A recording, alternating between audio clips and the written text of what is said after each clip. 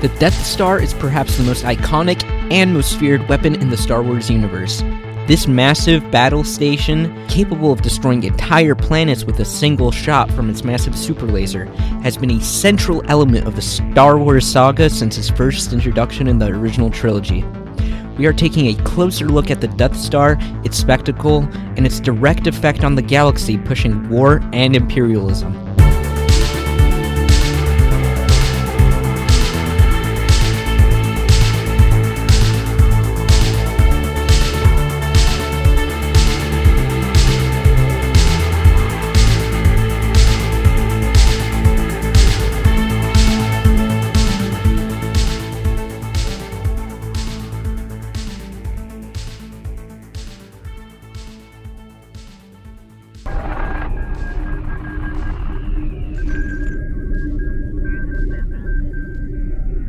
And let's not forget its impressive heating and cooling system.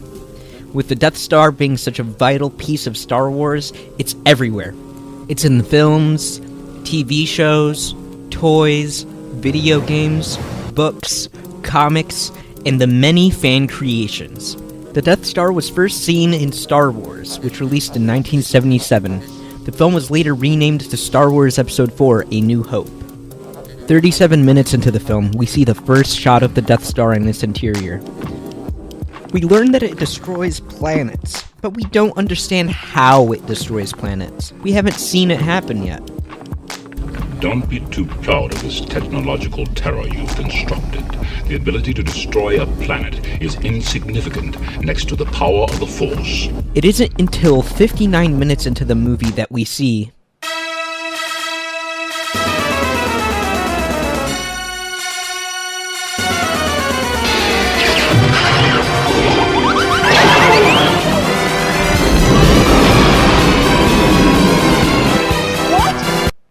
In 1977, audiences first saw a space station destroy an entire planet.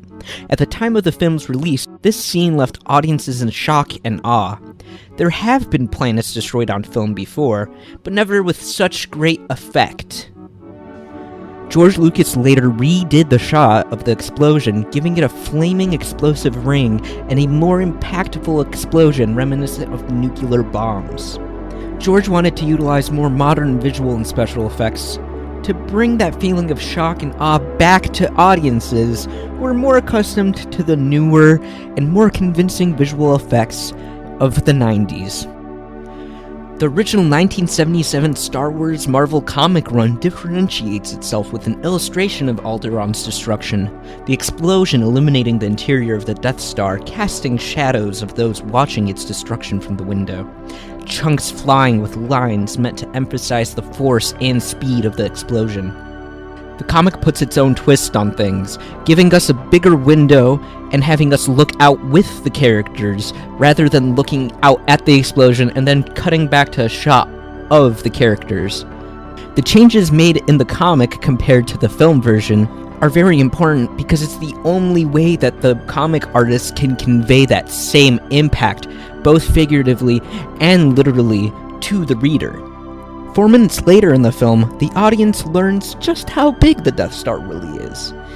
As the Falcon gets sucked into the tractor beam, it gives the audience a point of comparison. Since we have a rough scale of the Falcon, we watch it get closer to the Death Star, and we start to understand just how big it is in comparison to the Falcon. The music and the slow-moving camera builds tension as they slowly get brought into the battle station. Compare this to the original 1977 Marvel Star Wars run, where rather than a slow descent into the Death Star with sprawling music, the tension is in the scale of the Death Star, which covers almost a full page of the comic, overshadowing the Falcon.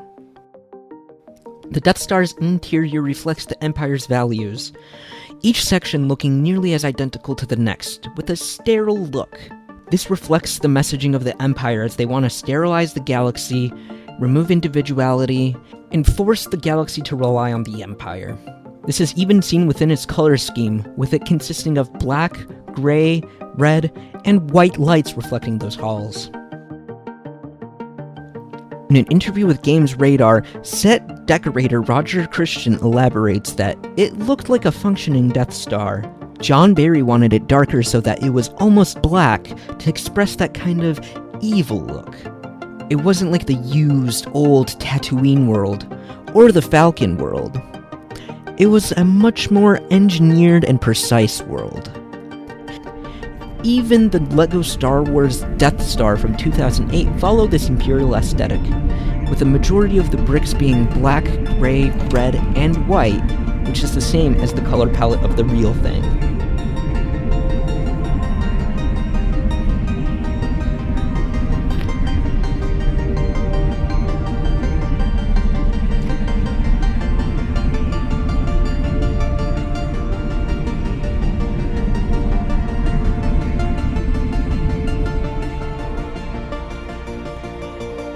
Even the minifigures of the stormtroopers have no faces, showing just how there is no room for individuality or personality in the Empire, other than what the Empire enforces. The many appearances of the Death Star provides different perspectives. In A New Hope, we see Alderaan get destroyed, but we don't know anything about Alderaan other than it's Leia's home planet. We don't see its inhabitants, so we don't feel as bad for Alderaan, we really feel more bad for Leia. In Rogue One, the film uses spectacle to generate horror and terror within the audience. We see the characters of the Rogue One crew travel around the city of Jeddah. We see that it's lively and diverse, other than it being under the rule of the Empire, with very harsh enforcements. Seeing this planet lived in, making its destruction more powerful to the audience. Also, unlike A New Hope, we get to see the destruction of Jeddah not just from the Death Star, but we see it from the planet. Screenwriter of Rogue One, Gary Whitta, wanted to know, what did it look like? What did it feel like to be on the surface of a planet as it's getting hit by the Death Star? As the Rogue One crew flies against the odds of imminent destruction, only seeing a portion of the Death Star's capabilities, it leaves the planet fractured. This is the first time audiences got to see the Death Star from this perspective. The perspective of what the civilians would see. The destructions of the planet is a spectacle to make people shocked and horrified. But the feeling differs during the battle and the eventual destruction of the Death Star. The trench run during A New Hope brings a tense and claustrophobic feeling to the audience, as ships fly in a tight trench of the Death Star. Their only means of escape is up. In EA's Battlefront, players are allowed to do the trench run themselves. Rather than just watching and tensing up, players now must traverse the space and do the trench run themselves, further adding more tension as the player feels more responsible for its destruction or the failure of its destruction. The YouTube visual effects studio Corridor Digital made their own trench run on their second YouTube channel, Corridor Crew. Their interpretation of the scene uses modern technology to recreate the famous scene. They add a slight camera shake, motion blur, and more blaster bolts to enhance the sense of speed, with the blaster bolts reflecting on the surface of the trench and the ship to show just how tight of a space it is. In what took the Corridor Crew 1 day to finish, took much longer for the original film's crew to make, but they made this out of respect for the original creators and created an interpretation that is in line with the original, but introduces new aspects that enhances the feeling of the original film. After the attack on the Death Star was successful, the Death Star explodes into a fireball with a release of sparks. In the original version of the film, you can see the jump cut between the Death Star model and the explosion. So when George went back to do the special editions, he made the explosion feel more impactful, completely redoing the explosion, adding a ring to the explosion, and hiding the jump cut of the explosion. Audiences of this particular edition will also experience the ring fly past the screen, letting out a very satisfying whooshing sound after the deep explosion. The sparks fly and linger as if they're planets and stars in the distant galaxies that were just saved from a potential imminent destruction. The collapse of the Death Star brings a sigh of relief with a beautiful explosion, but the sounds of the Death Star are just as important. Sound designer Ben Burt used multiple recordings of tanks, missile impacts, and other sounds to create the maximum visceral effect for the audience. Real explosions are very difficult to record because they're so loud, and quite often they're so sudden, short in duration, sound that a normal recording system doesn't get something that's very interesting. It gets a big clap or a big pop or something of that sort. If you listen to explosions often on the news, things recorded in actual warfare, sometimes it doesn't seem to have quite the body and the tone range that you are used to hearing in motion pictures. I went out and did a lot of recording of explosions. I went to White Sands Missile Range to record missiles and rockets taking off and impacting and air-to-air interceptions. I went to many military bases and recorded tanks shooting and artillery. I got myself in a situation once where I was being bombarded by howitzers from about 5 miles away, and I was in a trench and they were dropping shells 500 feet out in front of me where my microphones were. Blew up one pair of microphones, cut cables, put some more out, ducked shrapnel, but got some great recordings, and I've repeated that experience over and over again over the years, always in a quest which I call the search for the ultimate explosion. And I've gone a great distance in this, but I don't know if I've gotten it yet.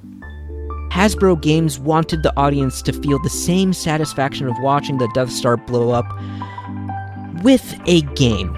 A board game called Angry Birds Star Wars, Death Star. This version of Jenga has players flicking Angry Birds Star Wars themed characters at a Jenga-built Death Star. Nothing is more satisfying than watching a Jenga tower topple, and they thought the effect was similar enough to the Death Star's destruction to make the toy. With the different ways the Death Star was interpreted, both visually or by its audio, or even with hands-on experience, the Death Star conveys different emotions within the audience through the various mediums. With the destruction of the planets, the Falcon getting sucked into the Death Star, the intense trench run, and the satisfying destruction of the Death Star. The Death Star is something that can be interpreted in different ways, while also remaining familiar to audiences.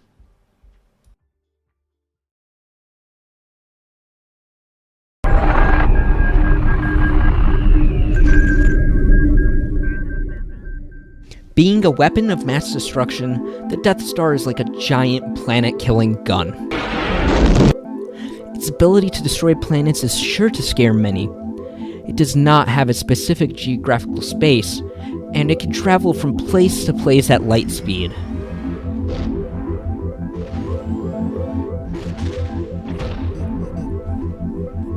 Other than being a weapon, it's also a military base of operations, and shares many similarities with cruisers and carriers of the real world, with many well-lit hangars, TIE fighter bays, and storage docks, all monitored by space traffic control and maintenance.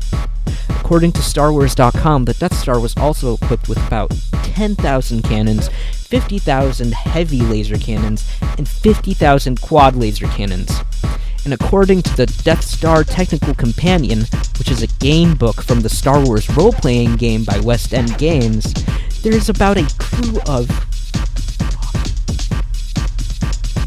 I'm not even trying to read some of these numbers. The Empire's military structure also shares many similarities to Nazi Germany with their reliance on superweapons.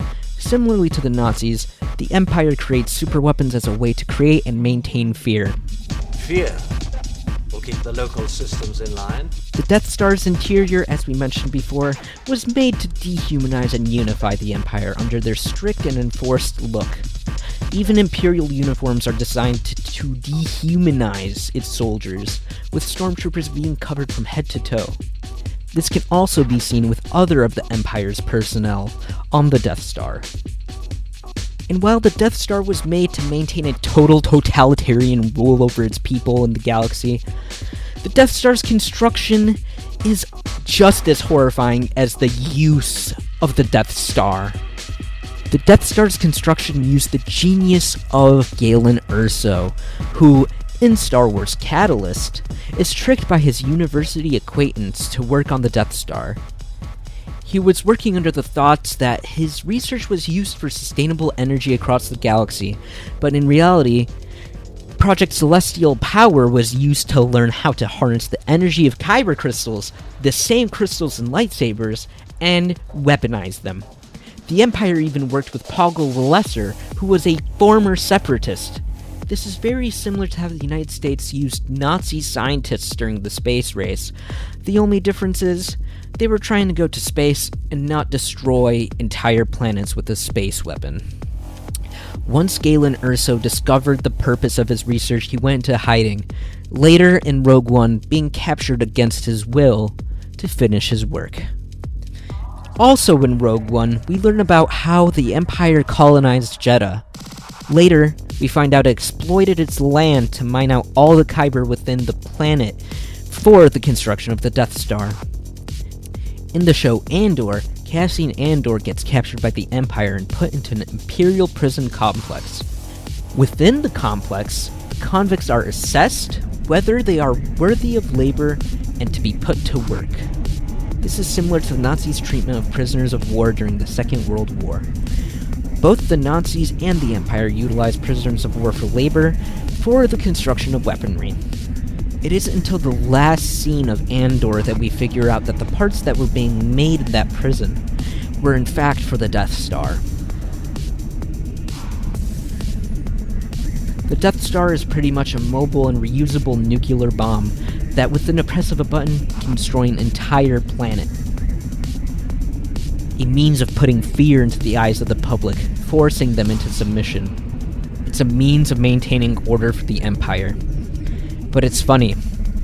It's ironic that in trying to maintain order through fear, it was their own Galen Erso who sabotaged the weapon, planting a weakness in the Death Star to allow for rebellion and the eventual destruction of the weapon. While the Death Star is meant to instill fear, its destruction brought hope to the galaxy and sparked a rebellion. While maintaining order, the Empire's hand was weakened because they were trying to hold on to power for too long and for too tight, leaving the slightest opening for rebellion.